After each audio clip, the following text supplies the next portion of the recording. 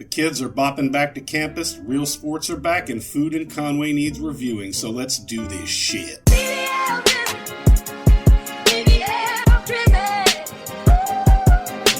The Patio Cafe is a cozy little breakfast spot that me and the girls go to for eggy bennies, talking about boys, and mimosas. Hey, brunch o'clock, bitches!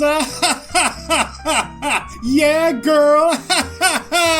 Anyway, this place is about as much for me as a cervix scraping, but I got an order of biscuits and sausage gravy and some pancakes, and it was all mid as fuck. And I mean everything. The sausage gravy and biscuits consist of mid biscuits topped with mid sausage gravy. The biscuits have a very bready texture and are thus not particularly flaky or buttery. The sausage gravy tastes more like sausage grease than actual sausage, and you don't get the herbal notes of pepper or sage like you do with a well-made gravy. The pancakes, again, don't taste of a well-made pancake, which should carry the taste of browned butter, but these tasted more like the bitterness of baking powder than anything. And for good measure, they came with table syrup, not real maple syrup. Am I saying that you're going to go there and have a bad breakfast? No. What I'm saying is that you and the girls are going to go there, eat a mid-as-fuck meal, and forget all about it within a few hours, maybe less. Definitely won't have your ovaries howling. Make sure you subscribe just for that line. Mid as fuck. 5 out of 10.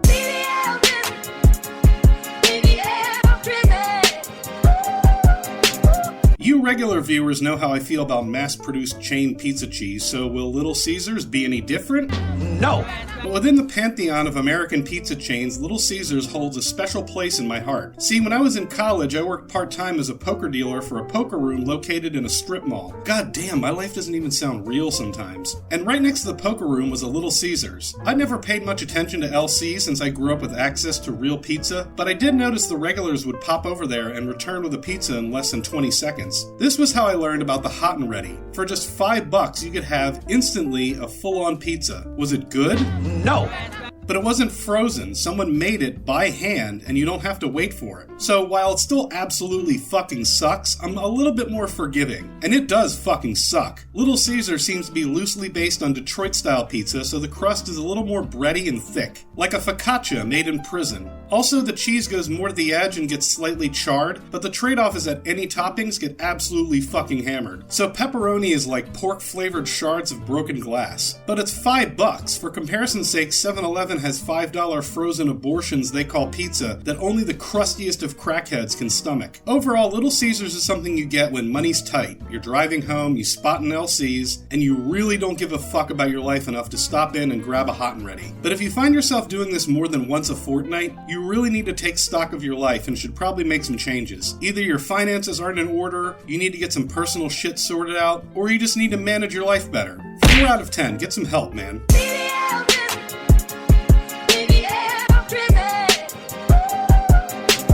Recently, I heard through the grapevine, and by grapevine I mean these two stupid assholes, that Moe Southwest Grill is better than Chipotle, which to me is like pissing down my leg and telling me it's raining. So I had to put this outlandish blasphemy towards the Church of Chipotle to the test and give Moe's a try. Since I'm a proud disciple of the Order of the Burrito Bowl, I got as close to my exact standard Chipotle order as possible, an adobo chicken bowl with identical toppings, for the sake of a fair comparison. And when I was about halfway through my lunch, I got up, walked to the trash can, and threw it in the fucking garbage because it was genuinely disgusting, bordering on inedible. And now since Moist Critical is personally entirely responsible for this, I will now make him finish this review. Yeah, what can I say? I may have goofed here. I was wrong. I don't know if I have the best Moe Southwest Grill in the world or you have the worst, but this one was a big ol' stinker. I mean, you ever go to a really awful buffet like a Sizzler, and they have a section that's just really terrible Mexican food? Like they just dumped canned beans out and called it a day? With like watery salsa and fucking Velveeta? That's Moe's. There was barely any chicken in here. It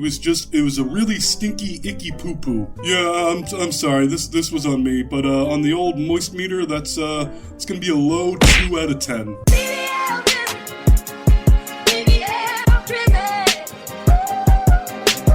To anybody out there who thinks this show is as simple as eating food and giving it a score from 1 to 10, prepare to be wrong and stupid and probably ugly, because whether or not the food is good is just one aspect that goes into these reviews. For example, if you went to a Michelin star restaurant and had the worst possible meal, it would still be several leagues better than the best meal you could have at a Golden Corral, which would also cost several hundreds, if not thousands of dollars less. So I wouldn't give the fine dining restaurant a better score, even though it would be the better meal, because there are complexities and layers to this game that some doctors call autism. Anyway, just such a complex analysis was required when I went to JJ's Grill, because JJ's Grill is, well, a bar. And the thing about bars is that, generally speaking, the food is merely a means to sell more drinks, where the real profit margin's on. The term bar food is not usually a term of endearment, which is a dimension that must be considered when gauging a meal there. Is it good or bar good? Bad or bar bad? Another dimension is that JJ has made the decision to dedicate a portion of his menu to Phillies, which, as an excessively proud Philadelphian, makes my eye twitch slightly. In my experience, a cheesesteak outside of PA or New Jersey is, at its very best, I don't know, a high 6 or a low 7, so there's several dimensions of grading to consider here.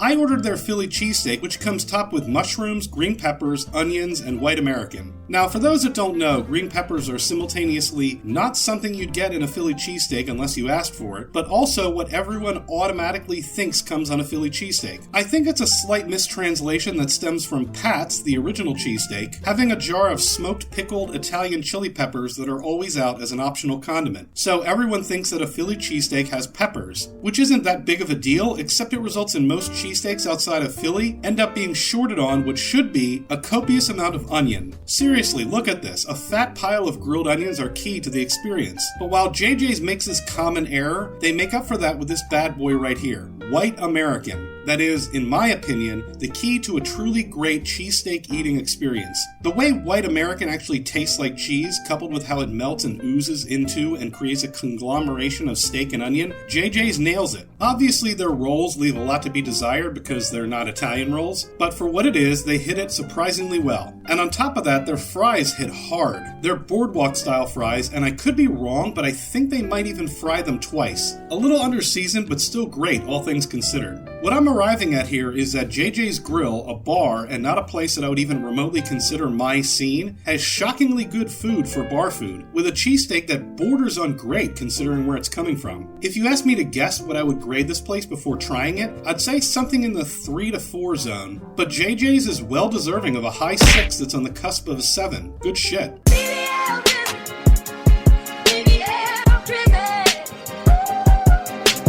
Since moving to Arkansas, there are exactly 2 foods that I've discovered an unbridled love for. 2 foods that, when I do eventually leave this area, as the winds of life have been wont to do, I will look to my new surroundings and say, they don't make that here like they did in Arkansas, and my heart will ache to return to your splendors so I can once again experience ribs and catfish.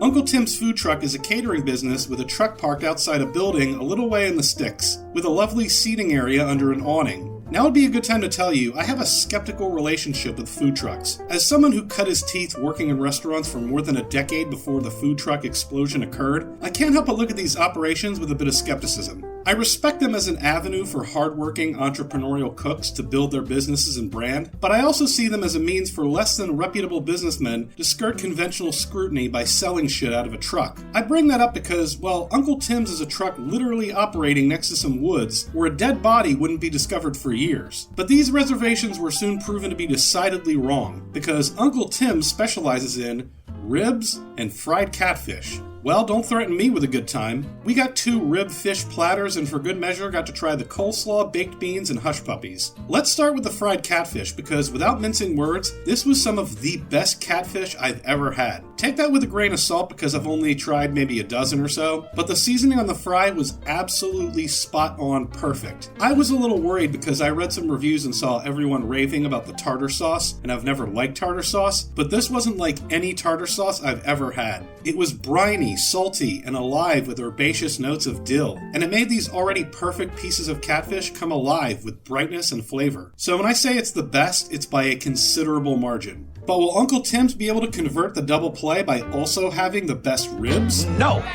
No, they won't. These were St. Louis-style ribs that were expertly smoked to absolute perfection, positively falling off the bone and disintegrating into smoked salty porky bliss on the palate, but could have benefited from some more seasoning. Don't get me wrong, you could do a lot worse than salty smoky, but a touch of pepper and maybe a little heat would have lifted this into the stratosphere. Better than many, but just short of the best. While on the subject of good but not great, the baked beans had unbelievable flavor and smoke, but were eye-twitching levels of sweet. So even though a single bite was enjoyable, an entire serving would make me worry about dying. The coleslaw was also some kind of vinegary style that just wasn't my tempo, but the Hush Puppies were, again, genuinely the best I've ever had. So to summarize, Uncle Tim's is a destination spot in Conway, meaning if you haven't been there yet, you need to prioritize a trip out to the sticks. I don't know what these folks are planning, but they are more than deserving of a permanent residence and a proper restaurant. Top tier shit, high 8 out of 10.